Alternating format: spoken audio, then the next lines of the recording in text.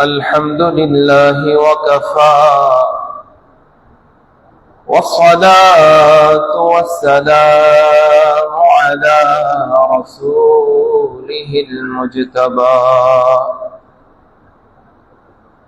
وعلى آله وأصحابه المرتضى أما بعد فقد قال الله تبارك وتعالى في شان حبيبه ومحبوبه مخبرا وآمرا إن الله وملائكته يصلون على النبي يا أيها الذين آمنوا صلوا عليه وسلموا تسليما صلى الله على سيدنا وآله وصحبه وسلم صلاة يا رسول الله عليكم سلام يا ہر کے باشد عامل سلو مدام آتش دوزخ شود بر وی حرام صلاة یا رسول اللہ علیکم سلام یا درود بے قرار تو رسالم تسلی دے دل غمین مارا صلاة یا رسول اللہ علیکم سلام یا توی سلطان عالم یا حبیبی ذروے لطف سوئے ما نظر کن صلاة یا رسول اللہ علیکم سلام یا أعوذ بالله من الشيطان الرجيم بسم الله الرحمن الرحيم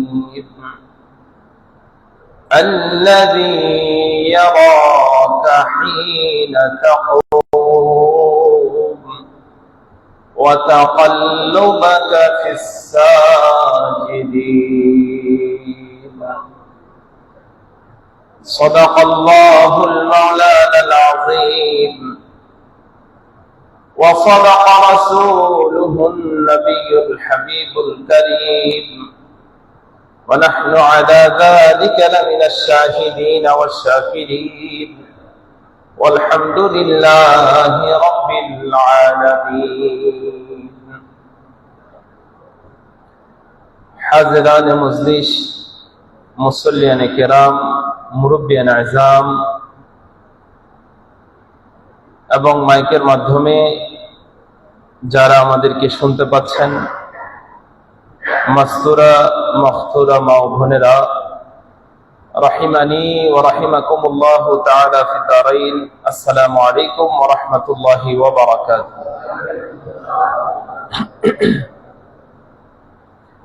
আলহামদুলিল্লাহ আল্লাহ রাব্বুল আলামিনের অশেষ মেহেরবানিতে আজকে পবিত্র মাহে রবিউল নূর রবিউল আউয়াল শরীফের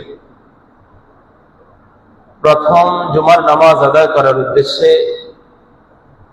আমরা সুস্থ দেহমন নিয়ে মসজিদে এসে উপস্থিত হওয়ার তৌফিক পেয়েছি। কুরআন ও হাদিসের আলোচনা শুনে নিজেদের ঈমান ও আকীদাকে মজবুত করা, চরিত্রকে সংশোধন করা, আমলকে পরিশুদ্ধ করার সুযোগ পেয়েছি। জিকির, আজকার, মিলাদ, কিয়াম, দোয়া, মুনাজাতে অংশগ্রহণের সুযোগ পেয়েছি। এজন্য রব্বুল আলামিনের দরবারে কৃতজ্ঞতা জানিয়ে সকলে মুহাব্বতের আওয়াজ দিয়ে বলি আলহামদুলিল্লাহ।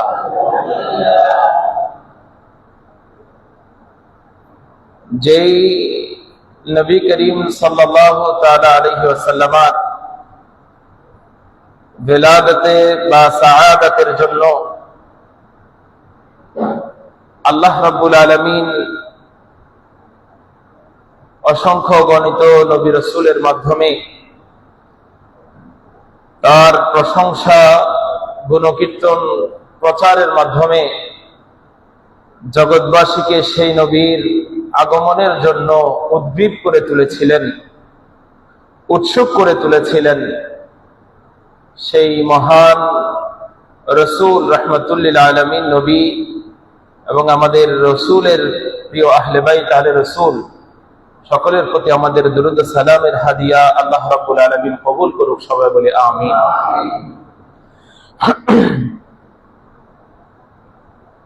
আল্লাহ রাব্বুল আলামিন আহকামুল হাকিমিন আমার নবীজির পবিত্র বিলাদতে বা সাআদাত, শুভ জন্মগ্রহণ, এটা রবিউল আউয়াল শরীফে দান করেছেন। সুবহানাল্লাহ। আল্লাহ রাব্বুল আলামিন আমাদেরকে আমার নবীর জন্মের জন্য আল্লাহ যেভাবে বসন্তকাল, রবিউল মানে বসন্ত, রবিউল মানে সবাই বলে শীতকালে পরিবেশ রুক্ষ হয়ে যায়, আবার বর্ষার দিনে কাদা কর্দমাক্ত একটা পরিবেশ সৃষ্টি হয়ে যায়। আল্লাহ রাব্বুল আলামিন রাসূলুল্লাহর আগমনের জন্য যেমন বসন্তকে নির্বাচন করেছেন, যেই বসন্তে প্রকৃতি ফুলে ফলে ভরপুর থাকে, প্রকৃতি তার সার্বিক সৌন্দর্য আল্লাহর পক্ষ থেকে অর্জন করে। আমার রসূলের আগমনের সাদাকায় আল্লাহ আমাদের অন্তরগুলোতেও রাসূলুল্লাহর সুন্নতের প্রতি ভালোবাসা, রাসূলুল্লাহর প্রতি ভালোবাসার সেই বসন্তকাল আমাদের অন্তরে সৃষ্টি করে দিক। সবাই বলে আমিন। আমি পবিত্র কালামুল্লাহ শরীফ থেকে একখানা আয়াতি কারিমা আপনাদের সম্মুখে তেলাওয়াত করার সৌভাগ্য অর্জন করেছি। আল্লাহ রাব্বুল আলামিন যদি তৌফিক দেন, রাসূল করিম সাল্লাল্লাহু তাআলা আলাইহি ওয়া আলা আলিহি ওয়াসাল্লামের যদি নিগাহে করম হাসিল হয়, আউলিয়া কামিলিন মাশায়েখ হযরতের সাদাকায় এই আয়াত সংশ্লিষ্ট আলোচনার মাধ্যমে আজকের জুমার আলোচনা শেষ করার ইচ্ছা পোষণ করছি। ওয়া মা তাওফীকি ইল্লা বিল্লাহ, আলাইহি তাওয়াক্কালতু ইলাইহি মুনীব। আল্লাহ রাব্বুল আলামিন আহকামুল হাকিমিন কখনোই চান নাই যে কোনো কারণে আমার নবীর অন্তরটা ব্যথিত থাকবে, এটা আল্লাহ কখনো চান নাই। রাসূল যখন ইসলামের দাওয়াত দিতেন, তাওহীদের প্রচার করতেন এবং রাসূলুল্লাহর আহ্বানে যখন অনেকে সাড়া দেয় নাই, আমার রাসূলের অন্তরে কিছুটা পেরেশানি আছে যে আমি তাদেরকে আল্লাহর পথে ডাকছি আর তারা মুখ ফিরিয়ে নিচ্ছে, তারা অবাধ্যতার দিকে চলে যাচ্ছে। তখন আমার আল্লাহ আমার নবীর অন্তরের এই পেরেশানি দেখে আমার নবীকে উদ্দেশ্য করে বলছেন, ইয়া রাসূলুল্লাহ, ফাইন আসাউকা, যদি আপনার দাওয়াতের পরে তারা আপনার সাথে অবাধ্যতার আচরণ করে, ইসলাম কবুল না করে, ফাকুল, হে নবী আপনি তাদেরকে বলে দেন, ইন্নী বারীউম মিম্মা তা'মালুন, তোমরা ইসলামের দাওয়াত কবুল না করে যেই কুফর শিরকের মধ্যে নিমজ্জিত হয়ে আছো, তোমরা যে অপরাধ, কুসংস্কার, অন্ধকারচ্ছন্নতার মধ্যে নিমজ্জিত হয়ে আছো, তোমাদের এই আমল থেকে বাঁচানোর জন্যই তো দাওয়াত দিলাম। যদি তোমরা আমার দাওয়াত কবুল না করো, তাহলে তোমাদের এই কর্মের দায়ভার আমি রাসূল নিব। বলতে বলেছেন কে? কুল, হে নবী আপনি আপনার সাথে যারা অবাধ্য আচরণ করছে আপনার আহ্বানের পরেও আপনি তাদেরকে বলুন, ইন্নী বারীউম মিম্মা তা'মালুন, আমি আল্লাহ, উদ্দেশ্য দুইটাই হতে পারে, কিংবা আপনি রাসূল, তারা যে সমস্ত কাজ করছে আপনার আহ্বান কবুল না করে, এগুলোর কোনো দায়ভার আল্লাহ এবং রাসূলের থাকবে না, কারণ আল্লাহ এবং রাসূলের পক্ষ থেকে দাওয়াত দেওয়া হয়েছে। এবার আমার আল্লাহ আমার নবীকে বললেন, ওয়া তাওয়াক্কাল আলাল আজিজির রহিম, উম্মত যখন মুখ ফিরিয়ে নেয়, উম্মত যখন অবাধ্য আচরণ করে, সে সময় আপনি মন খারাপ করার কিছু নাই। উম্মতের হেদায়েত প্রাপ্তির জন্য আপনার অন্তরে যে আকাঙ্ক্ষা, সেই আকাঙ্ক্ষা পূরণের জন্য আপনি আজিজুর রহিম, মহাপরাক্রমশালী দয়াময় রবের প্রতি আপনি ভরসা করুন। সুবহানাল্লাহ। তো আল্লাহ এখানে নিজেকে পরিচয় দিলেন যে আল্লাহ আজিজ, আল্লাহ রহিম। এবার আল্লাহ বলছেন, আমি যে আজিজ, আমি যে রহিম, আমার প্রতি যে আপনি ভরসা করবেন, আমার প্রতি যে আপনি আস্থা রাখবেন, এটার কারণ হলো আমি আল্লাহ আপনি রাসূলকে সব সময় আমার দৃষ্টিগোচরে রাখি। সুবহানাল্লাহ। আল্লাযী ইয়ারাকা হিনা তাকুম, আমি সেই আজিজ, আমি সেই রহিম খোদা, যিনি আপনাকে রাহমাতুল লিল আলামিন নবী বানানোর পর আপনি যখন জগতের সমস্ত কিছুর ইখতিয়ার পাওয়ার পরও আপনি যখন নামাজের জন্য দাঁড়িয়ে যান, আপনার সেই দণ্ডায়মান হওয়ার দিকে আমি রব তাকিয়ে থাকি। সুবহানাল্লাহ। আল্লাযী ইয়ারাকা হিনা তাকুম, আপনি যখন দাঁড়ান নামাজ পড়ার উদ্দেশ্যে, উম্মতের জন্য ক্ষমা চাওয়ার উদ্দেশ্যে, তখন আপনার রব আপনাকে দেখেন। ওয়া তাকাল্লুবাকা ফিস সাজিদিন, সিজদাকারীদের মধ্যে আপনি যখন একবার সিজদায় যাচ্ছেন, একবার সিজদা থেকে উঠছেন, অন্যান্য সিজদাকারীদের মধ্যে আপনি রাসূলের সিজদার দিকে আমি আল্লাহর মনোযোগ থাকে। সুবহানাল্লাহ। আমি আল্লাহ আপনি রাসূলের সিজদা দেখি। সাজিদিনদের মধ্যে আপনার উঠা বসা, আপনার নড়াচড়া, আপনার যে অবস্থার পরিবর্তন, এগুলোর দিকে আমি আল্লাহর সবসময় নজর আছে। তো যেই রব আপনাকে দাঁড়ালেও দেখে, যেই রব আপনাকে সিজদায় যাওয়ার সময়ও দেখে, সিজদায় গেলেও দেখে, সিজদা থেকে ওঠার সময়ও দেখে, সেই রবের প্রতি আপনি আস্থা রাখুন। আপনি রাসূলকে সেই রব কখনো অসন্তুষ্ট করবেন। একটা আওয়াজে বলেন না সুবহানাল্লাহ। এই যে আয়াতে কারীমার মধ্যে আল্লাহ রাব্বুল আলামিন আহকামুল হাকিমিন বললেন, ওয়া তাকাল্লুবাকা ফিস সাজিদিন, সিজদাকারীদের মধ্যে আপনার অবস্থার পরিবর্তন, এটা আমি আল্লাহ দেখি। এই আয়াতের একটা সরল অনুবাদ যেটা আমি করেছি সেটা, অর্থাৎ রাসূল যখন নামাজে যান, রাসূল যখন সিজদা দেন, রাসূল যখন সিজদা থেকে উঠেন, তখন আমার আল্লাহ আমার রাসূলের সেই সুন্দর সিজদাটা দেখেন। সুবহানাল্লাহ। কারণ আমার আল্লাহ জানেন এই রাসূল এখানে যেমন সিজদা দিচ্ছেন, আরশে আজিমের নিচেও কিয়ামতের ময়দানে উম্মতের জন্য তিনি সিজদা দিবেন। আমার আল্লাহ শুধু কল্পনা করেন আমার নবীর অন্তরটা কত মহান, যে রাসূল উম্মতের জন্য আজকেও সিজদা দিচ্ছেন, কিয়ামতের ময়দানেও দিবেন। সুবহানাল্লাহ। এটা হলো আয়াতের একটা অনুবাদ এবং আয়াতের একটা সরল অর্থ।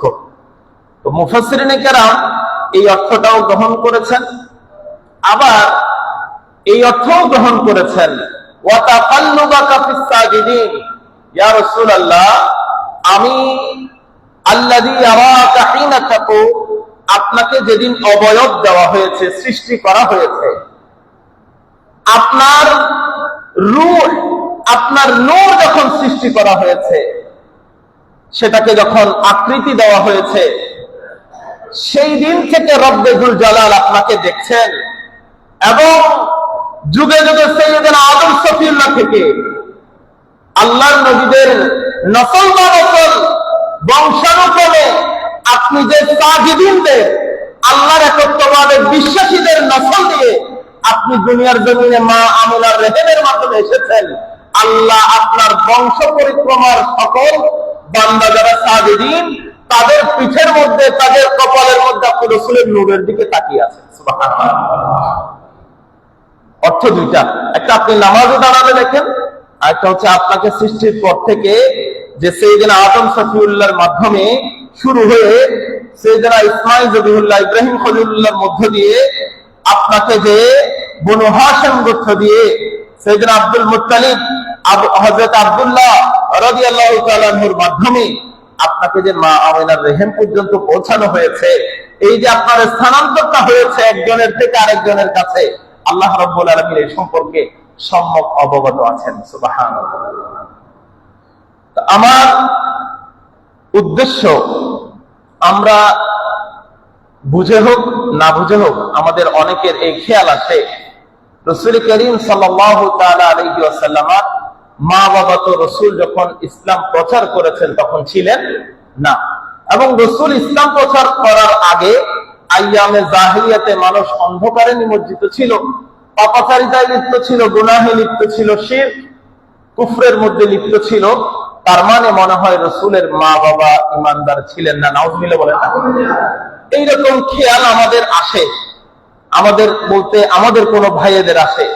এই জন্য আল্লাহ রাব্বুল আলামিন বললেন ওয়া তাকাল্লুবাকা ফিস সাজিদিন, না এই খেয়াল আসার কিছু নাই, কারণ আমার নবীর শুভ আগমন যেই বংশধারা দিয়ে হয়েছে, এই বংশধারার প্রত্যেকে সাজিদিন, আল্লাহর দরবারে কপাল ঠেকানো ওয়ালাদের মধ্য দিয়ে রাসূল এসেছেন। আল্লাহর দরবারে কপাল ঠেকানো ওয়ালাদের মধ্য দিয়ে রাসূল এসেছেন।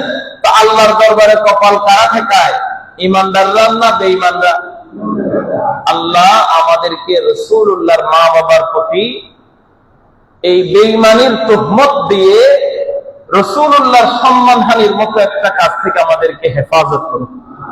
হাজির মুহতারাম, এবার আমরা আসি, রাসূল করিম সাল্লাল্লাহু তাআলা আলাইহি ওয়াসাল্লাম আমাদেরকে জানাচ্ছেন আজকের আলোচনার মূল অংশ, প্রধান অংশ ইমাম জালালউদ্দিন সুয়ুতী আলাইহির রহমানের কিতাব খাসাইসুল কুবরা থেকে নকল করা হয়েছে, তবে রিওয়ায়াতগুলো অন্য যে সমস্ত গ্রন্থে এসেছে সেটা উল্লেখ করা হবে। হযরত আব্দুল্লাহ ইবনে আব্বাস রাদিয়াল্লাহু তাআলা হাদিসের বর্ণনাকারী ইবনে সাদ এবং ইবনে আসাকির ওনাদের নিজ নিজ গ্রন্থে এটা উল্লেখ করেছেন। আল্লাহ রাসূল বলেন খারাজতু মিন লাদুন আদামা মিন নিকাহিন গায়রা সিফাহিন, আয় আল্লাহর বান্দারা জেনে নাও, আমি রাসূল যে দুনিয়ার জমিনে আসলাম, আদম থেকে আমার মা বাবা পর্যন্ত কোন অবৈধ যৌন সম্পর্কের মাধ্যমে আমি রাসূলের স্থানান্তর হয় নাই। বৈধ পন্থায় ঈমানদারের সাথে ঈমানদারের বিবাহ হলে যেই পারিবারিক সম্পর্ক হয়, সেই রকম নিকাহে মকবুলার মধ্য দিয়ে আমি রাসূলের স্থানান্তর হয়েছে। সুবহানাল্লাহ। একটা মাসআলা বলি, এখন যুগ খারাপ, নিজেদের মেয়ে সন্তানদেরকে সতর্ক করবেন। আমাদের প্রতিবেশী রাষ্ট্র এবং আমাদের দেশের মধ্যে যারা উগ্রপন্থায় বিশ্বাসী, সনাতন ধর্মে বিশ্বাসী, তাদের একটা টার্গেট হলো মুসলিম মেয়েদেরকে ফাঁদে ফেলে ধর্ষণ করা, নাউযুবিল্লাহ বলেন, চরিত্র হনন করা। এই ফাঁদের মধ্যে আমাদের অনেকের কন্যা সন্তানরা পড়ে গিয়েছে, আপনারা এগুলো খবরে দেখেছেন। অনেক ক্ষেত্রে এভাবে প্রলোভন দেখানো হয়, তুমি যদি আমার সাথে বিবাহ বন্ধনে আবদ্ধ হও বা আমার সাথে যদি সম্পর্কে জড়াও, আমি ইসলাম গ্রহণ করব। এভাবেও লোক দেখানো হয়, প্রলোভন দেখানো হয়। পরে কিন্তু সে আর ইসলাম গ্রহণ করে না, বরং আমাদের মেয়েদের ইজ্জত সম্মান নষ্ট করে তারপর তারা পালিয়ে যায়। নাউযুবিল্লাহ বলেন না। আমাদের দেশে সহ বিশেষ করে ভারতের মধ্যে এইরকম প্রচলন হয়ে গেছে মুসলমান হিন্দুর বিবাহ। মুসলমান হিন্দু মানে মুসলমানের সাথে অন্য ধর্মের বিবাহ। আমাদের দেশেও রাজনৈতিক প্রেক্ষাপটে এরকম অনেক ঘটনা আছে। আমি রাজনৈতিক কথা বললে বিতর্কিত হবে, আমি সেটা বলতে চাই না। মোট কথা হলো সমাজে এরকম কিছু দৃষ্টান্ত আছে। তবে আমাদেরকে এটা মনে রাখতে হবে, আল্লাহ রাব্বুল আলামিন কোরআনুল কারীমের মধ্যে আমাদেরকে জানিয়েছেন ঈমানদারের সাথে ঈমানদারের বিয়ে হতে পারে, ঈমানদারের সাথে বেঈমানের বিবাহ হতে পারে না। তো ঈমানদারের সাথে যদি বেঈমানের বিয়ে হয়, তাহলে ওই বিয়েটা নিকাহে মাকবুলা না, আল্লাহর কাছে গ্রহণযোগ্য বিবাহ হবে না। তো আমার নবী বলেন খারাজতু মিন লাদুন আদামা, সাইয়েদনা আদম আলাইহিস সালামের নিকাহ হয়েছে জান্নাতে, সাইয়েদনা হযরতে হাওয়া আলাইহিস সালামের সাথে রাসূলুল্লাহর নূরানী দুরুদে পাককে মহরানা বানিয়ে সেখান থেকে শুরু করে যাদের নেকাহটা মকবুলিয়ত পেয়েছে, আল্লাহর কাছে গ্রহণযোগ্য হয়েছে, সেই রকম ইমানদারের সাথে ইমানদারের বিবাহের মধ্যে দিয়ে আমি রাসূলের দুনিয়া আগমন হয়েছে। গায়রি সিফাহিন, আমার আগমনের মাঝখানে কারোর মধ্যে কোনো অবৈধ সম্পর্ক, ইমানদারের সাথে বেঈমানের সম্পর্কের কিছু এখানে নাই। আল্লাহ আমাদেরকে বুঝার তৌফিক দান করুন। আল্লাহ রাসূল সাল্লাল্লাহু তাআলা আলাইহি ওয়াসাল্লাম এই যে কথাটুকুন বললেন, এখান থেকে মুসনাদে বাজ্জারের মধ্যে এসেছে, ইমাম তাবরানী মুআজামের মধ্যে উল্লেখ করেছেন, ইমাম আবু নুআইম হিলাতুল আউলিয়ার মধ্যে উল্লেখ করেছেন, হযরত ইকরামা রাদিয়াল্লাহু তাআলা আনহুর সনদে হযরত আব্দুল্লাহ ইবনে আব্বাস রাদিয়াল্লাহু তাআলা আনহুর বর্ণনাকারী যখন এই আয়াত নাযিল, এই আয়াত নিয়ে কথা হচ্ছে সাহাবায়ে কেরামের মধ্যে, ওয়া তাকাল্লুবাকা ফিস সাজিদিন, ইয়া রাসূলুল্লাহ, আল্লাহ আপনাকে দেখেন যখন সাজিদিনদের মধ্যে আপনার স্থানান্তর হয়, আপনার অবস্থার পরিবর্তন হচ্ছে, একজন থেকে আরেকজনের নসলের মধ্যে আপনি যাচ্ছেন। এই আয়াতের তাফসীরের মধ্যে হযরত আব্দুল্লাহ ইবনে আব্বাস, তিনি রাইসুল মুফাসসিরিন, রাসূলুল্লাহর দোয়া পেয়েছেন। উনি বলছেন, মা যালান নাবিয়্যু সাল্লাল্লাহু আলাইহি ওয়াসাল্লাম ইয়াতাকাল্লাবু ফি আসলাবিল আমবিয়া হাত্তা ওয়ালাদাতহু উম্মুহু। আল্লাহ রাব্বুল আলামিন আহকামুল হাকিমিন আমার নবীকে হযরত আদম থেকে নবীদের সুলুবের মধ্য দিয়ে, নবীদের যেখানে সন্তান জন্মদানের যে শুক্রাণু জমে থাকে, সেই সুলুবের মধ্য দিয়ে আল্লাহ রাব্বুল আলামিন আমার নবীর নূরকে স্থানান্তর করেছেন এবং সেটা মা আমেনার মাধ্যমে দুনিয়ার জগতের আলো দেখেছে। সুবহানাল্লাহ। হযরতে রাসূল মাকবুল সাল্লাল্লাহু তাআলা আলাইহি ওয়াসাল্লাম আমাদেরকে জানাচ্ছেন, তোমরা আমার ব্যাপারে, আমার মা বাবার ব্যাপারে, আমার বংশের ব্যাপারে তোমাদের ধারণা থাকা চাই। রাসূল করিম সাল্লাল্লাহু আলাইহি ওয়াসাল্লাম বলছেন, শোনো, খায়রুল আরাবি মুবারক, নবীদের সুলব থেকে যখন আমি বিচ্ছিন্ন হয়ে গেছি, কারণ ঈসা আলাইহিস সালামের পরে আমার নবীর আগে আর কোনো কি আসে নাই, নবী আসে নাই। নবীদের সুলব থেকে যখন আমি বিচ্ছিন্ন হয়ে গেলাম, আল্লাহ রাব্বুল আলামিন আরবের শ্রেষ্ঠ গোত্র মুদরকে আমি রাসূলের নূরের জন্য নির্বাচন করেছেন। সুবহানাল্লাহ। ওয়া খায়রু মুদারিন বানু আব্দুল মানাফ, মুদর গোত্রের সমস্ত শাখাগুলোর মধ্যে সবচেয়ে পবিত্রতম শাখা বনু আব্দুল মানাফ আমার জন্য নির্বাচন করেছেন। ওয়া খায়রু বানি আব্দি মানাফিন বানু হাশিম, বনু আব্দি মানাফের মধ্যে সবচেয়ে পবিত্রতম শাখা বনু হাশিমকে আমি রাসূলের জন্য আল্লাহ নির্ধারণ করেছেন। ওয়া খায়রু বানি হাশিমিন বানু আব্দুল মুত্তালিব, বনু হাশিমের সবচেয়ে পবিত্রতম শাখা বনু আব্দুল মুত্তালিব আল্লাহ আমার জন্য নির্বাচন করেছেন। ওয়াল্লাহ, আমি রাসূল আল্লাহর কসম করে বলছি, মা তারাকা ফিরকাতানি মুনযু খালাকাল্লাহু আদম, আদম নবীকে সৃষ্টি করার পর থেকে আল্লাহ যখন বান্দাদেরকে দুই ভাগে ভাগ করেছেন, আল্লাহ বান্দাদেরকে দুই ভাগে ভাগ করেছেন, হাযা সাঈদুন হাযা শাকীয়ুন, এরা সাঈদ, এরা সৌভাগ্যবান, এরা জান্নাতি, এরা ঈমানদার, এরা শাকী, এরা কুলক্ষণে, এরা জাহান্নামী, এরা দুর্ভাগা।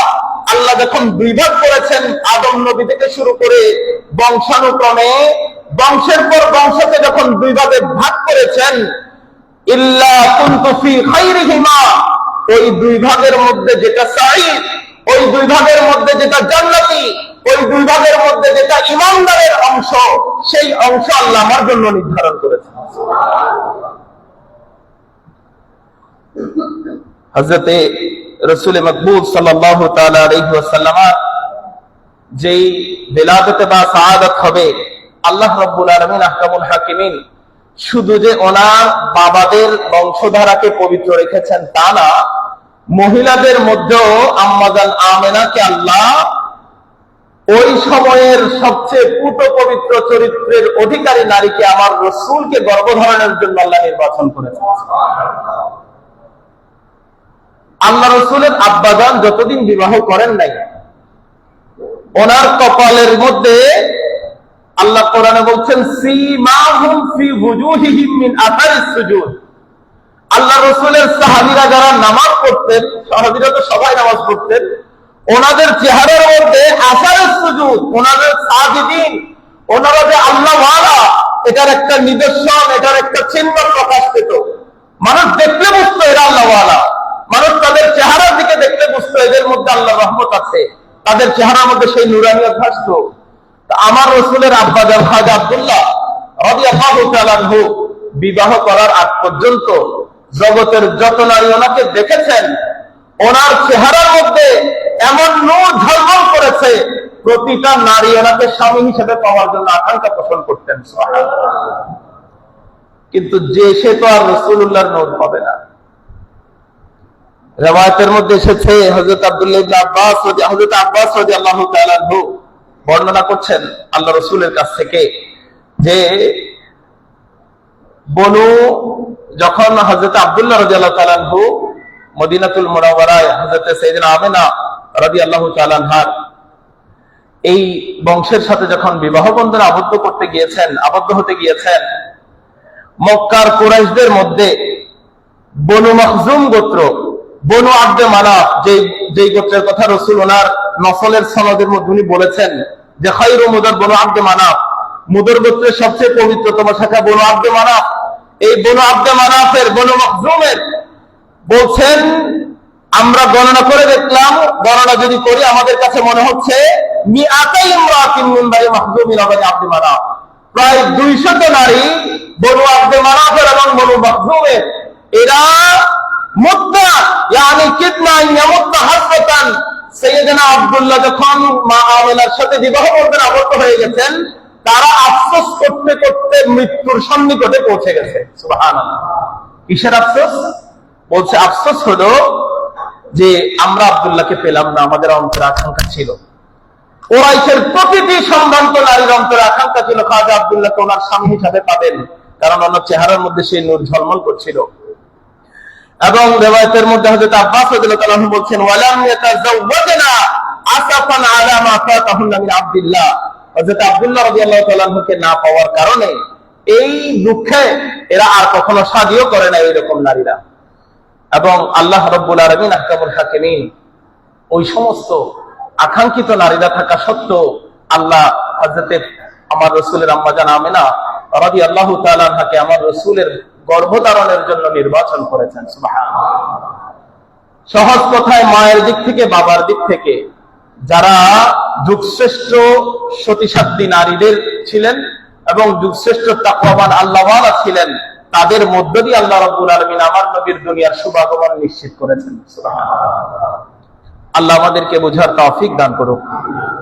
হাজির মুহতারাম, আল্লাহ রাসূল সাল্লাল্লাহু তাআলা আলাইহি ওয়াসাল্লাম, আজকে মূলত আমি আলোচনা করছি ওনার জন্মকালীন, যেদিন ওনার জন্ম হচ্ছে সেই সময়টায় আল্লাহ রাব্বুল আলামিনের পক্ষ থেকে যে অলৌকিক নিদর্শনগুলো প্রকাশ পেয়েছে।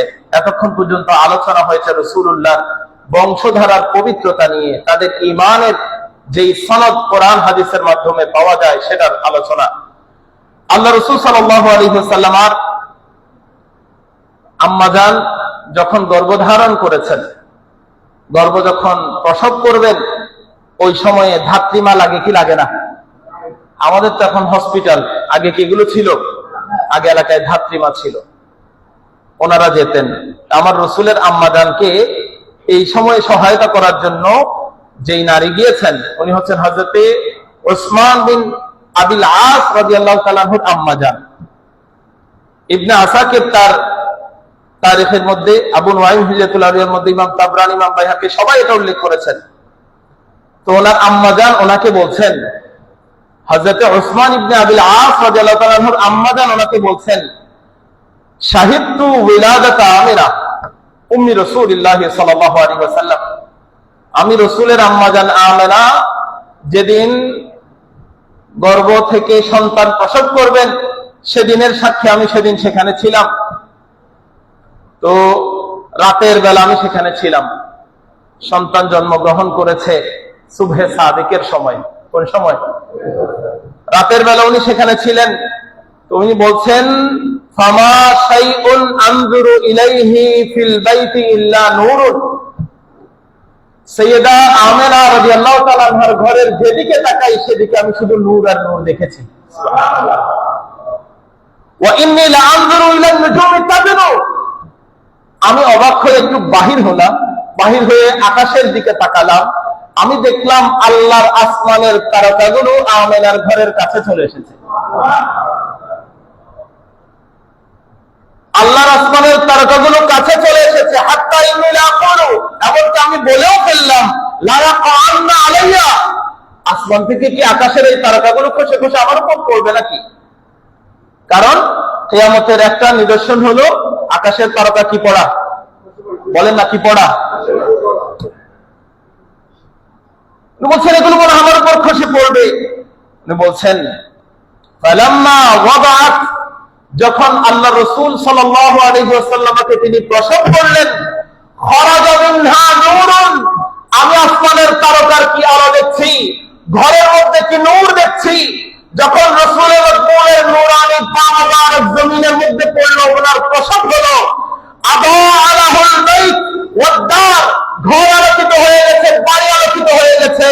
হাত্তা জাআলতু লা আরা ইল্লা নূরুন, আমি দেখলাম আলো ছাড়া, নূর ছাড়া আর কিছুই সেখানে দেখা যাচ্ছে না। এবং এই নূরের বর্ণনা, এই নূরের বর্ণনা আমার নবীর আম্মাজান দিয়েছেন। আমার নবী আমাদেরকে জানাচ্ছেন, আমার নবীকে প্রশ্ন করা হলো, ইয়া রাসূলুল্লাহ, মা কানা বাদু আমরিক, আপনার দুনিয়ার আগমনের ঘটনাক্রম কিভাবে শুরু হয়েছে, আপনার শুভ আগমনটার পূর্ব প্রেক্ষাপটটা কেমন ছিল?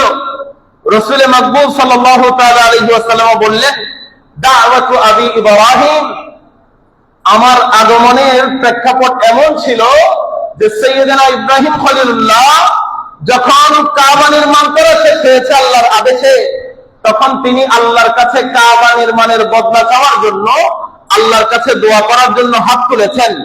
আল্লাহকে বলেছেন, ইয়া আল্লাহ, ওয়া ইয ইয়ারফাউ ইব্রাহিমুল কাওয়াইদা মিনাল বাইতি ওয়া ইসমাঈল, সাইয়েদনা ইব্রাহিম খলিলুল্লাহ যখন ইসমাঈল নবিয়ুল্লাহকে নিয়ে কাবাতুল্লাহর নির্মাণ করলেন, তখন ওনারা প্রথম দোয়া করলেন, রব্বানা তাকাব্বাল মিন্না ইন্নাকা আনতাস সামিউল আলিম, আল্লাহ আমরা বাপকে কষ্ট করে বানাইলাম, তুমি কবুল করে নাও। আমল আগে কি হতে হবে? কবুল, তারপরে প্রতিদান, তারপরে কি? কবুল না হলে আমলের কোনো প্রতিদান নাই। তো ওনারা আল্লাহর কাছে কবুলিয়তের দোয়া করলেন, আল্লাহ কবুল করে নিয়েছেন। সুবহানাল্লাহ বলেন, কারণ নবীদের দোয়া কোনো ফেরত নাই। তো তোমরা দুইজনে যে আমার জন্য কাবা ঘর নির্মাণ করলা, কবুল করে নিলাম, এবার বলো কি চাই?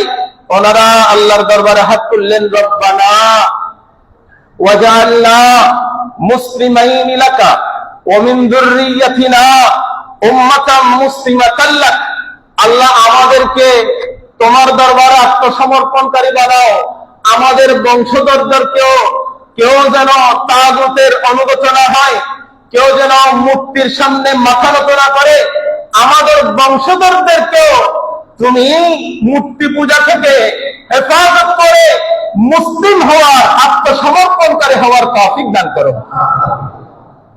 এরপর আল্লাহর কাছে বললেন, রব্বানা ওয়াবআথ ফীহিম রাসূলাম মিনহুম, আমার গোত্র দিয়ে, আমার নসল দিয়ে, আমার বংশ দিয়ে যারা আসবে, তাদেরকে মূর্তি পূজা থেকে বাঁচানোর দোয়া করেছি, তাদেরকে মুসলিম হিসেবে কবুল করার দোয়া করেছি। আল্লাহ মুসলিম বানাবা, মূর্তি থেকে বাঁচাবা, ঠিক আছে, কিন্তু আমার আবদার হলো আমার নসল থেকে তুমি আখির জামানার রাহমাতুল লিল আলামিন নবীকে পাঠাবা, ইয়াতলু আলাইহিম আয়াতিকা, যে আমার নসলের অন্যদের সামনে তোমার আয়াত কোরআন তেলাওয়াত করবে, ওয়া ইউআল্লিমুহুমুল কিতাবা ওয়াল হিকমা, তাদেরকে কিতাব এবং হিকমতের তালিম দেবে, ওয়া ইউযাক্কিহিম, এবং তাদের অন্তরের যেই কলুষতা এটা দূর করে তাদেরকে পবিত্র বানিয়ে দিবে। সবাই বলেন সুবহানাল্লাহ। ইন্নাকা আনতাল আজিজুল হাকীম। আমার নবী বলছেন, আমার প্রেক্ষাপট এখান থেকে শুরু, দাওয়াতু আবি ইব্রাহিম, আমার বাবা ইব্রাহিম যে আমার জন্য দোয়া করেছে তখন থেকে। সুবহানাল্লাহ বলেন না? তো আমার একটা প্রশ্ন, যেটা নিয়ে একটু আগে কথা বললাম, আল্লাহ ইব্রাহিম নবীর দোয়া কবুল করেছেন কিনা? ওনার নসল থেকে সাইয়েদনা ইসমাঈল জবিহুল্লাহর মাধ্যমে আমার নবীর আগমন হয়েছে কিনা? আচ্ছা, দোয়ার শেষ অংশ কবুল হয়েছে, মাঝখানেরটা মনে হয় কবুল হয়নি, এইরকম নাকি আল্লাহ পুরোটাই কবুল করেছেন? যদি আপনি বিশ্বাস করেন আল্লাহর কোরআনে আল্লাহর নবী ইব্রাহিম খলিলুল্লাহর জবানের দোয়া দিয়েছেন, যদি ওনার জবানের দোয়া কবুলিয়তের মাধ্যমে ওনার নসব থেকে নবী মুস্তাফার আগমন আপনি বিশ্বাস করেন, ওনার আগের দোয়াটা ছিল রব্বানা ওয়াজআলনা মুসলিমাইনি লাকা ওয়া মিন যুররিয়াতিনা উম্মাতান মুসলিমাতান লাক। আমার বংশে কোনো আবাদাতুল আসনাম থাকবে না, মূর্তি পূজারী থাকবে না। দোয়া করি উম্মাতান মুসলিমাতান লাক, আমার নসলের প্রত্যেকে তোমার ইবাদত করার তোমার সঙ্গে আত্মসমর্পণকারী হবে। সুবহানাল্লাহ। এটা কবুল হয় নাই? তাহলে এটা যদি কবুল হয়, ওনার নসলের মধ্য দিয়ে তো খাজা আব্দুল্লাহ, ওনার নসলের মধ্যে দিয়ে তো খাজা আব্দুল মুত্তালিব, ওনার নসলের মধ্যে দিয়েই তো ওনার উপরের সবাই। তো ওই দোয়া যদি কবুল হয়, ওনাদের ইমানের ব্যাপারে সন্দেহ করা মানে কার বিরুদ্ধে কথা বলা? বলেন কিসের বিরুদ্ধে কথা বলা? আল্লাহ আমাদেরকে রাসূলুল্লাহর আম্মা বা ইমানের ব্যাপারে সন্দেহ থেকে বাঁচান। এটা আওয়াজ দিয়ে বলেন না আমি। আমার নবী বলছেন, সেই যে দোয়া করেছে আব্বা ইব্রাহিম, সেখান থেকে আমার আগমনের প্রেক্ষাপট শুরু। তারপর ওয়াবুশরা ঈসা, সাইয়েদনা ঈসা আলাইহিস সালাম, গত জুমা আপনাদেরকে আয়াত শুনিয়েছি। ওই ক্বালা ঈসা ইবনে মারইয়াম, যখন হযরত ঈসা ইবনে মারইয়াম আলাইহিস সালাম বনি ইসরাঈলকে ডাক দিয়ে বলো, ইয়া বনি ইসরাঈল ইন্নী রাসূলুল্লাহি ইলাইকুম, আমি তোমাদের কাছে রাসূল হয়ে এসেছি। মুসাদ্দিকাল লিমা বাইনা ইয়াদাইয়া মিনাত তাওরাত, তাওরাতের যা আছে সেগুলোকে আমি সত্যায়ন করব। ওয়া মুবাশশিরা, আর আমি তোমাদেরকে একটা সুসংবাদদাতা হিসেবে এসেছি। বিরাসূলিন, এমন এক রাসূলের সুসংবাদদাতা, এমন এক রাসূলের সুসংবাদদাতা, ইয়াতি মিন বাদি, আমার পরে আসবে, ইসমুহু আহমদ, ওনার নাম হবে আহমদ। সুবহানাল্লাহ। আমার নবী বলছে, যখন ঈসা আলাইহিস সালাম উম্মতের সামনে আমার বাশারত দিয়েছে, আমার সুসংবাদ দিয়েছে, তখন আমার আগমনের প্রেক্ষাপট শুরু হয়েছে। তারপর ওয়ারাআত উম্মি, আমার আম্মা জান দেখেছে, হিনা হামালাত, যখন তিনি আমাকে গর্ভধারণ করেছেন, আন্নাহু খারাজা মিনহু নূর, ওনার গর্ভ থেকে আমার প্রসবকালে এমন এক নূরের আলোকছটা দেখা গিয়েছে, আবাআত বিহি কুসুর আশ-শাম, সিরিয়ার রাজপ্রাসাদের পর্যন্ত আমার আম্মা মক্কার জমিন থেকে দেখতে পেয়েছেন। এক নূরের ঝলকে জাজিরাতুল আরব থেকে, হেজাজ থেকে, মক্কাতুল মুকাররমা থেকে ওই সিরিয়ার রাজপ্রাসাদ পর্যন্ত আমার আলোতে আলোকিত হয়ে গেছে। এভাবে আমি রাসূলের আগমনের প্রেক্ষাপট তৈরি হয়েছে। আওয়াজে বলেন সুবহানাল্লাহ। আল্লাহ রাসূল সাল্লাল্লাহু তাআলা আলাইহি ওয়া আলিহি ওয়াসাল্লাম, আমার রাসূলের প্রসব হয়েছে। আমার রাসূল মকবুল সাল্লাল্লাহু তাআলা আলাইহি ওয়াসাল্লামের প্রসবের সময়টার কথা পরে দিয়ে ইনশাআল্লাহ সময় হলে বলবো। রাসূল করিম সাল্লাল্লাহু আলাইহি ওয়াসাল্লামের জন্ম যেহেতু সুবহে সাদিকের সময়, কিসের সময়? সুবহে সাদিকে আলো ভালোভাবে প্রকাশিত হয় না। মক্কার মানুষের নিয়ম ছিল, কোন সন্তান যদি রাতে কিংবা ভোর রাতে এই সময় যদি জন্মগ্রহণ করে, মক্কার কিছু নির্ধারিত নারী ছিল যারা এই নবজাতক সন্তানকে রাতের অন্ধকারে সকালের ভোরের আলো প্রস্ফুটিত হওয়া পর্যন্ত যত্নে রাখত। মানুষ নতুন নবজাতক সন্তানকে তাদের কাছে দিয়ে আসতো। তোদের নিয়ম ছিল, আমাদের যেমন ছোট বাচ্চাদেরকে রাখার পরে একটা মশারি দেয় না এখন, তাই না? তো মক্কার মানুষের নিয়ম ছিল, তারা ওই নবজাতক সন্তান যেটা রাতে জন্মগ্রহণ করার কারণে তাদের যত্নে দেওয়া হয়েছে, এটা কেয়ার আর কি। আমাদের এখন বের হচ্ছে না বিভিন্ন জায়গায় মাদার্স কেয়ার, মানে মা বাবার অনুপস্থিত ওনারা যত্ন নেয়, আছে না এরকম? তো ওই নিয়ম ছিল, সন্তান রাতে ভোর রাতে জন্মগ্রহণ করলে তাদের কাছে দিবে, ওনারা একটা পাত্র সেই সন্তানের উপর দিয়ে, পাত্র দিয়ে সন্তানকে ঢেকে রাখতো। রিওয়ায়াতের মধ্যে এভাবে এসেছে, ইদা উলিদা ফি কুরাইশ, কুরাইশের মধ্যে যখন কেউ জন্মগ্রহণ করত, দাফাউহু ইলা নিসওয়াতিন মিন কুরাইশ ইলা সুব, সকাল হওয়া পর্যন্ত, সকালের আলো ভালোভাবে প্রস্ফুটিত হওয়া পর্যন্ত কুরাইশের কিছু নারীর কাছে সেই সন্তানকে জমা রাখতে হতো, তাদের যত্নে দিয়ে রাখা হতো। ফায়াতফাকু আলাইহি বুরমাতান, এবং ওই কুরাইশের নারীরা ওই সন্তানের উপর একটা পাত্র দিয়ে ঢেকে রাখতো, ঢাকনা দিয়ে ঢেকে রাখতো। আমার নবীর যখন ভোর রাতে হয়েছে, ওনাকে সেখানে দেওয়া হয়েছে, ওরা রেখেছে। আমার রাসূলুল্লাহর উপরে ওরা একটা পাত্র ঢেকে দিয়েছে। যখন রাসূলুল্লাহর দাদা আব্দুল মুত্তালিব রাদিয়াল্লাহু তাআলা আনহু, উনি যখন আসলেন সকালবেলা ভোর হওয়ার পরে, আলো প্রস্ফুটিত হওয়ার পরে, ওদের কাছে গিয়েছেন, দাও আমার নাতিকে দিয়ে দাও, সকাল হয়ে গেছে। তোরা গেছে রাসূলুল্লাহকে ভেতর থেকে এনে ওনার কাছে দিবে, ওরা বলছে ওয়াজাদনাহু ক্বাদ ইনফালাকাত আনহুল বুরমা, আমরা গিয়ে দেখলাম যে পাত্র দিয়ে ঢেকে রেখেছি সেটা দুটুকরো হয়ে দুই পাশে চলে গেছে। সুবহানাল্লাহ। ওয়াজাদনাহু মাফতুহাল আইনাইন, নবজাতক শিশুরা সহজে চোখ খুলতে চায় না। আলোকে তারা যেহেতু অন্ধকারের মধ্যে, মায়ের আল্লাহ বলছেন ফি যুলুমাতিন বা'দা যুলুমাত, মায়ের গর্ভের মধ্যে অন্ধকারের মধ্যে ছিল, এরা আলো সহজে প্রথমে ক্যাচ করতে পারে না, চোখ খুলে রাখতে তাদের কষ্ট হয় আলো দেখলে। বলছে কিন্তু না, আমরা অবাক হলাম, যেই সন্তান ভোর রাতে জন্মগ্রহণ করেছে সেই সন্তান দিনের এই প্রস্ফুটিত আলোর দিকে তার দুই চোখ মেলে তাকিয়ে আছে। সুবহানাল্লাহ। শাখিসান বিবাসরিহি ইলাস সামা, কিন্তু আমরা লক্ষ্য করলাম তার দৃষ্টি এদিক সেদিক নয়, আসমানের দিকে, দৃষ্টি আসমানের দিকে। ফাকালা সাইয়েদনা আব্দুল মুত্তালিব বললেন ইহফাজনাহু, আমার নাতিটাকে তোমরা হেফাজত করে রাখো। ফাইন্নী আরজু আন ইউসিবা খায়রান, কারণ আমার রাসূলের আগমনের আগে উনি নানান স্বপ্নের মাধ্যমে, নানান গণকের মাধ্যমে আমার রাসূলের আগমনের বার্তা পেয়েছেন, সুসংবাদ শুনেছেন। বললেন তোমরা এই কথা কাউকে বলিও না, আমার নাতি এমন এক বরকতময় সন্তান, আমি আশা রাখছি তার মাধ্যমে জগৎবাসী উপকৃত হবে। আরজু, আমি আশা রাখি ইউসিবা খায়রান, তার পক্ষ থেকে আমরা কল্যাণ পাবো, তার কারণে জগৎবাসী কল্যাণের অধিকারী হবে। বলছে ফালাম্মা কানা ইয়াউমুস সাবিক, সপ্তম দিন উনি একটা পশু জবাই করলেন, কুরাইশের মানুষদেরকে দাওয়াত করেছেন, দাওয়াত খাওয়াইছে, এটা আকিকার দাওয়াত। আকিকা যখন হলো, তো আকিকার দিন মানুষ নাম জানতে চায় কি চায় না? কুরাইশরা জিজ্ঞেস করলেন মা সাম্মাইতাহু, আয় আব্দুল মুত্তালিব আপনার নাতির নাম কি রেখেছেন? উনি বললেন সাম্মাইতুহু মুহাম্মাদা, আমি তার নাম মুহাম্মদ রেখেছি সাল্লাল্লাহু আলাইহি ওয়াসাল্লাম। ওরা জিজ্ঞেস করলো ফামা রাগাইতা বিহি আন আসমাই আহলি বাইতিক, মক্কার মানুষের রীতি ছিল ছেলের নাম দাদার নামে, তারপরে নাতির নাম বাবার নামে, এইভাবে করে করে মানুষ একই নাম ঘুরে ফিরে রাখতো, একই নাম ঘুরে ফিরে রাখতো। আপনি আপনার বংশধরের কারো নাম বাদ দিয়ে ওরা আলাদা একটা নাম দিলেন, ব্যাপার কি? তো উনি বললেন শোনো, আরাদতু আন ইয়াহমাদাহু আল্লাহু ফিস সামা, আমি তার নাম মুহাম্মদ প্রশংসিত রেখেছি, কারণ আমি চাই রব্বে যুল জালাল আসমানের জগতে তার প্রশংসা করবেন, ওয়া খালকুহু ফিল আরদ, আর আল্লাহর সৃষ্টি জগৎ জমিনের মধ্যে তার প্রশংসা করবেন। রাসূল মাকবুল সাল্লাল্লাহু আলাইহি ওয়াসাল্লামের নামকরণ হলো, আকিকা হলো, কিন্তু বড় অবাক করা বিষয় হলো, আমরা সাধারণত সন্তান জন্মগ্রহণ করার পরে, কিছু বড় হওয়ার পরে আমরা তাদেরকে কি করাই? খতনা করাই। কি করাই? তারপরে জন্ম নেওয়ার পরে নাভি কাটতে হয় না? মায়ের সাথে একটা সংযোগ থাকে, সেটা কাটতে হয়, সেই নাভি আবার বেঁধে রাখতে হয়, কিছুদিন পরে সেই নাভি শুকিয়ে পড়ে যায়।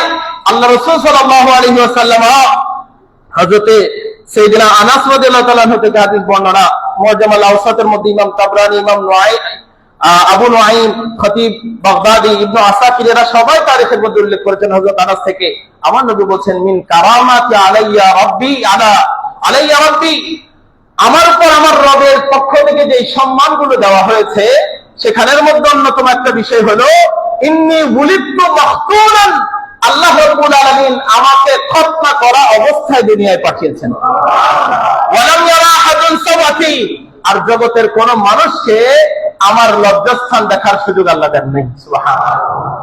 কারণ খতনা যদি জগতের মানুষের করতে হয়, তাহলে রাসূলুল্লাহর খতনা করার জন্য হলেও তাকে লজ্জাস্থান দেখতে হবে। আমার নবী বলছেন এটা আল্লাহর পক্ষ থেকে আমাকে একটা সম্মান দেওয়া হয়েছে, আমি ওটাও আছে, ওটা বলছি পরে রিওয়ায়াতে, মাকতুনান, খতনা অবস্থায় জন্মগ্রহণ করেছি। অন্য রিওয়ায়াতে আমার নবী বলেছেন ওয়ালিদান নবী সাল্লাল্লাহু আলাইহি ওয়াসাল্লাম মাসরুরান মাকতুনান, নাভিও কাটা অবস্থায় ছিল, ধাত্রী মায়েদের নাভি কাটতে হয়নি। সুবহানাল্লাহ। আমার নবীর শুভ আগমন এটা অন্যান্য সাধারণ বাচ্চাদের মতো হয়নি, আমাদের সবার জন্ম যেভাবে, তার ঠিক ব্যতিক্রম হয়েছে। ইনশাআল্লাহ সময় হলে আমরা সেদিকে আলোচনায় যাব। এবার আমার নবী করিম সাল্লাল্লাহু আলাইহি ওয়াসাল্লাম বলছেন, যখন আমার ছোটবেলা, যখন আমি জন্মগ্রহণ করার পর আল্লাহ রাব্বুল আলামিনের পক্ষ থেকে একজন ফেরেশতা আমার কাছে এসেছেন। সুবহানাল্লাহ বলেন। কোন ফেরেশতা এসেছেন? কানা যালিকা রিদওয়ান খাজিনুল জিনান, জান্নাতের দ্বাররক্ষী রিদওয়ান ফেরেশতাকে আল্লাহ আমার কাছে পাঠিয়েছেন। ওয়াকালা, এবং সেই ফেরেশতা আমি রাসূলকে উদ্দেশ্য করে বলল, আবশির ইয়া মুহাম্মদ, ইয়া রাসূলুল্লাহ, আপনি সুসংবাদ গ্রহণ করুন।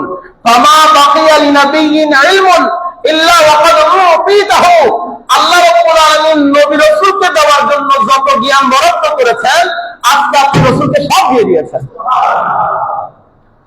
এরপরে বললেন, ফাআনতা আকসারুহুম ইলমান, আদম থেকে আপনি পর্যন্ত সমস্ত নবী রাসূলদের মধ্যে ইলমের দিক থেকে আপনি সর্বাধিক জ্ঞানের অধিকারী। ওয়া আসজারুহুম কলবান, আদম থেকে আপনি পর্যন্ত সমস্ত নবীর মধ্যে কলবের যে সুজা বীরত্ব সাহসিকতা, এটা আপনি নবীর সবচেয়ে বেশি। মাআকা মাফাতিহুন নুসরা, আল্লাহ রাব্বুল আলামিন আপনার সাথে আল্লাহর সাহায্যের চাবি দিয়ে দিয়েছেন। আপনি যেটা চাইবেন সেটাতেই আল্লাহর সাহায্য পাওয়া যাবে। সুবহানাল্লাহ। আল্লাহ আপনার মধ্যে, আপনাকে, আপনার চেহারার মধ্যে, আপনার অবয়বের মধ্যে যারা ইমানদার নয়, কাফের মুশরিক, তারা যখন আপনার দিকে তাকাবে, তারা যখন আপনার কথা শুনবে, তারা অবশ্যই ভয় পাবে, তাদের অন্তরে ভীতি সৃষ্টি হবে। ইমানদাররা তো আপনার নূরানি চেহারা দেখে খুশি হয়ে যাবে। সুবহানাল্লাহ। ওয়া ইল্লাম ইয়ারাকা ইয়া খলিফাতুল্লাহ, আল্লাহ রাব্বুল আলামিন ফেরেশতার মাধ্যমে আমার রাসূলকে এই সংবাদগুলো শোনালেন। এরপরে আল্লাহ রাসূল সাল্লাল্লাহু তাআলা আলাইহি ওয়াসাল্লাম যেদিন জন্মগ্রহণ করেছেন, riwayতের মধ্যে এসেছে, লাম্মা কানাতিল লাইলাতুল্লাতী উলিদা ফিহা রাসূলুল্লাহ সাল্লাল্লাহু আলাইহি ওয়াসাল্লাম, যেই রাতে পরে উষার উদয়ের কালে রাসূলের মকবুলের নূরানি শুভাগমন হচ্ছে, সেই রাতে এর তাজাসা ইবানু কিসরা, কিসরা বাদশার যেই রাজপ্রাসাদ সেটা প্রকম্পিত হয়েছে। ওয়াসাকাতাত মিনহু 14 শারাফাতান, সেখানের বিশাল বিশাল 14টি পিলার ধসে পড়েছে। সুবহানাল্লাহ। ওয়া খামাদাত নারু ফারিস, পারস্যের যারা অগ্নি পূজারী ছিল তাদের যেই আগুন সেটা নিভে গিয়েছে, অগ্নি পূজা বন্ধ হয়ে গেছে। ওয়ালাম তাহমুদ ক্বাবলা যালিকা আলফা আম, অথচ অতীত ইতিহাসে 1000 বছরেও এই আগুন কখনো নিভে নাই। রাসূলুল্লাহ জগতে পা দেওয়ার সাথে সাথে অগ্নি পূজারীদের অগ্নি নিভে গিয়েছে। আল্লাহ রাসূল সাল্লাল্লাহু তাআলা আলাইহি ওয়াসাল্লাম ছোটবেলা আল্লাহ রাসূলের চাচা, ওনাকে দেখেছেন হযরত আব্বাস রাদিয়াল্লাহু তাআলা রাসূলুল্লাহর চাচা। তো আল্লাহ রাসূলের চাচা একদিন সাহাবীদেরকে বলেন, তোমরা জানো আমি হয়তো ইসলাম গ্রহণ করতে দেরি করেছি, কিন্তু আমি আমার ভাতিজার মধ্যে যে আল্লাহর একটা বিশেষ নিয়ামত, সেটা আমি তার ছোটবেলা থেকে লক্ষ্য করেছি।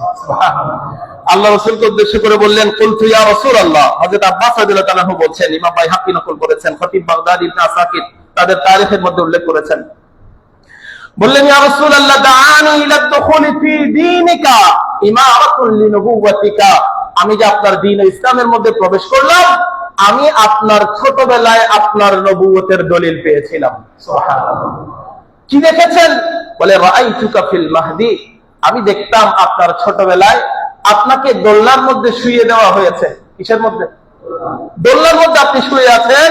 তুনাদিল কমার, আর আপনি রাসূল দোলনায় শুয়ে শুয়ে চাঁদের সাথে খেলা করছেন।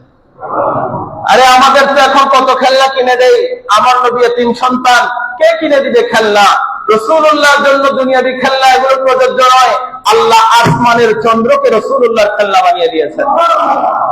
এবার উনি যখন এটা বলেছেন, তারপরে বললেন, ওয়া তুশিরু ইলাইহি বিইসবাইকা, আমি দেখতাম আপনি যখন চাঁদের সাথে খেলা করতেন, আপনার আঙ্গুল দিয়ে আপনি চাঁদেরকে এইভাবে এইভাবে ইশারা করতেন। ফাহাইতু আশারতা ইলাইহি ওয়ালা, আপনি নবীর আঙ্গুল যেদিকে যেতে চাঁদ সেদিকে চলে যেত। সুবহানাল্লাহ। এবার আমার নবী বলছেন, কাল আল্লাহ রাসূল বলছেন, কথা ঠিক বলেছেন, কিন্তু আপনি তো সব দেখেন নাই। আপনি দেখেছেন আমি চাঁদের সাথে খেলছি, আপনি দেখেছেন আমার আঙ্গুলের ইশারায় চাঁদ আমি যেদিকে ইশারা দেই সেদিকে চলে যায়। তবে ইন্নী কুনতু উহাদ্দিসুহু ওয়া ইউহাদ্দিসুনি, আমি চাঁদের সাথে কথা বলতাম, চাঁদ আমার সাথে কথা বলতো। সেটা তো আপনি শুনেন নাই। ওয়ায়ুহিনী আনিল বুকা, চাঁদ আমি যেন ছোটবেলায় কান্না না করি, সে খেলার কালে গল্পের ছলে আমাকে কান্না থেকে বিরত রাখতো। সুবহানাল্লাহ।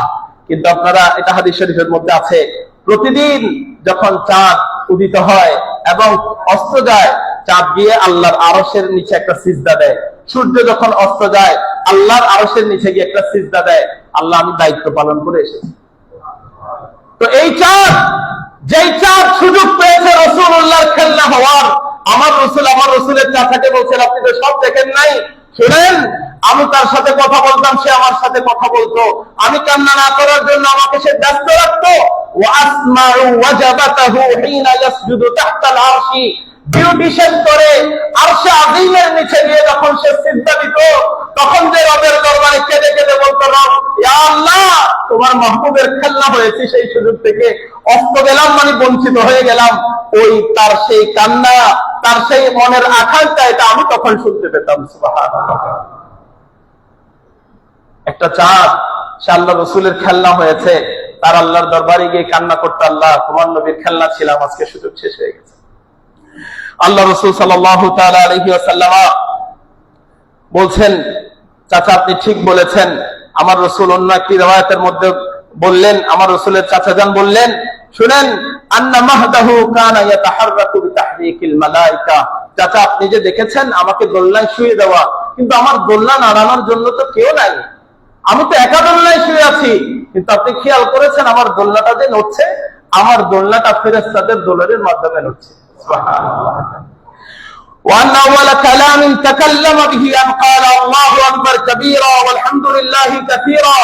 سيدنا ঈসা আলাইহিস সালাম মায়ের কোল থেকে, দোলনা থেকে কথা বলেছেন, এটা কোরআনে আল্লাহ উল্লেখ করেছেন।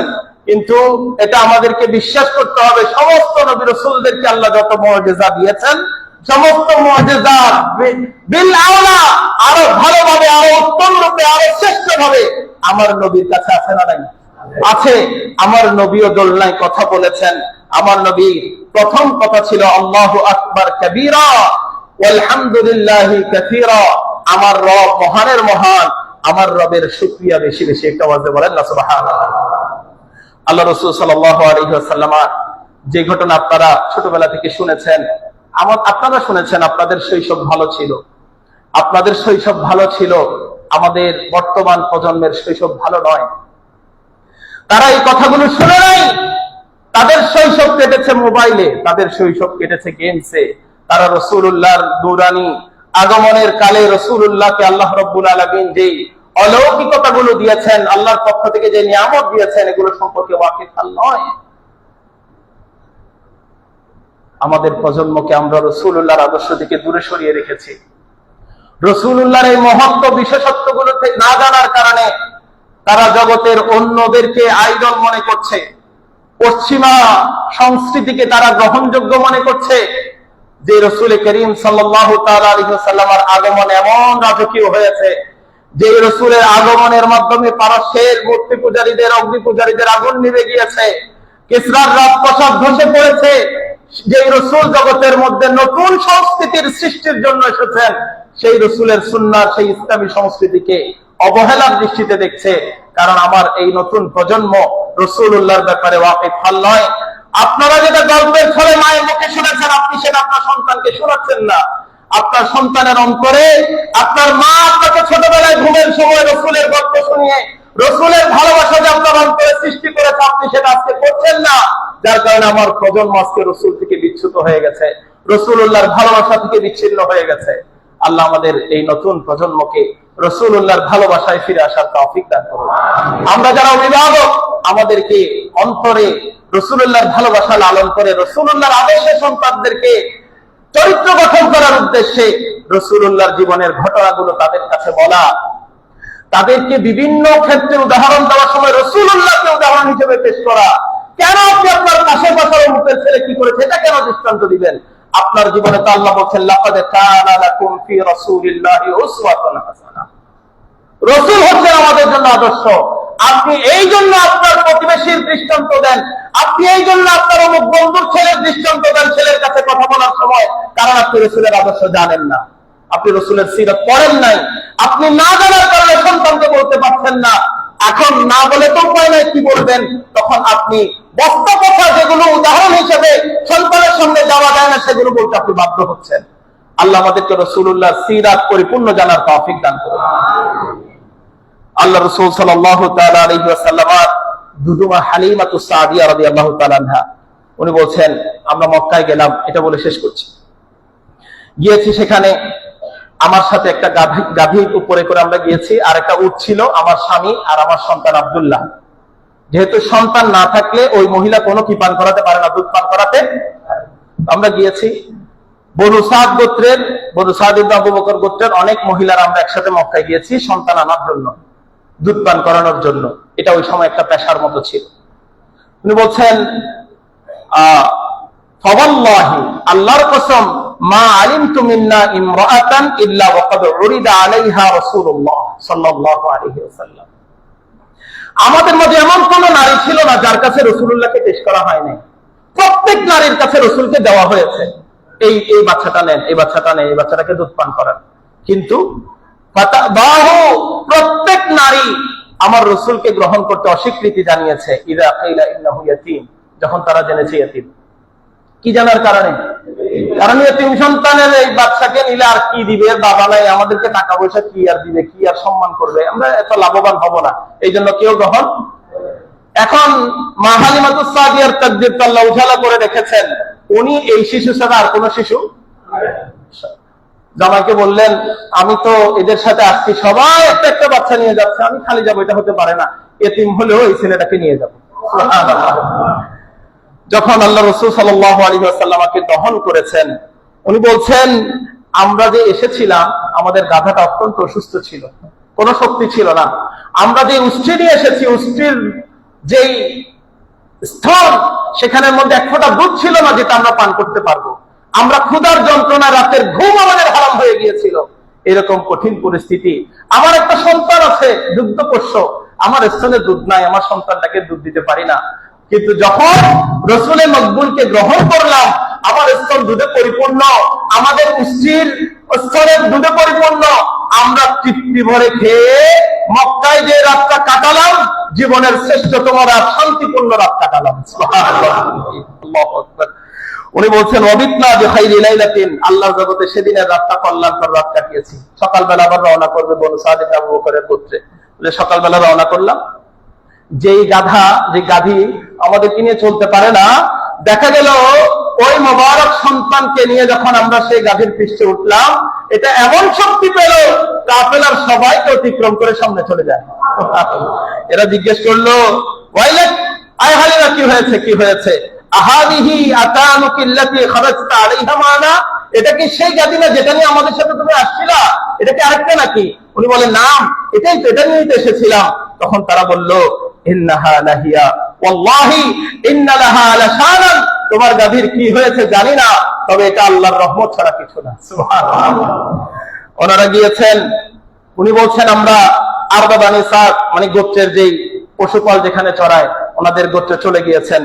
বলে ওমা আলামু আরদাম মিন আরদিল্লাহি আজদাবা মিনহা, আল্লাহর জগতে আমাদের বনু সাদ গোত্রের যেই জায়গা, এর থেকে অনুর্বর আর কোনো জায়গা নাই। কিন্তু এই নুরানি শিশুকে নিয়ে যখন গেলাম, আমাদের পশুগুলো যখন চড়তে যেত, যেখানে চড়তে যায় সেখানেই আল্লাহ ঘাস দিয়ে দেয়, সেখান থেকেই তারা ঘাস খেতে পারে।